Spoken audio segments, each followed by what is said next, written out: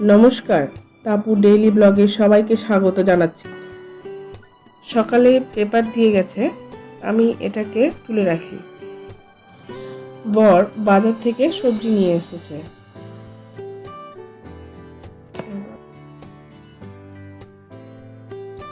আজ বিশ্বকর্মা পূজা।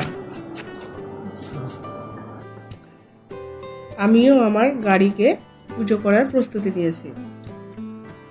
স্কুটিটি গিফট করেছে আমার বর। এদিকে গাড়ি ধোয়া মোছা সেরে পুজো হয়ে গেছে।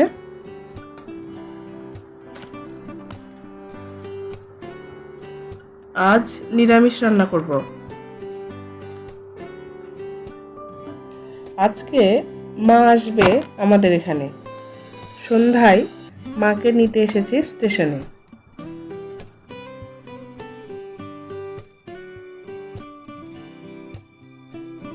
গৌড় ট্রেনটা দেখছেন, এটা আর বালুরঘাটে যায় না।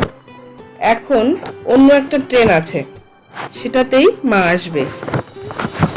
আগে আমরা গৌড় ট্রেনেই যাতায়াত করতাম। আদি আর আদির বাবার কাণ্ড দেখুন, চলন্ত সিঁড়িতে উঠছে আর নামছে। আদিও খুব মজা নিচ্ছে। মা বাড়ি থেকে নিয়ে এসেছে কত কত মাছ। শহরে এগুলির অনেক দাম, গ্রামে এগুলো অনেক পাওয়া যায়।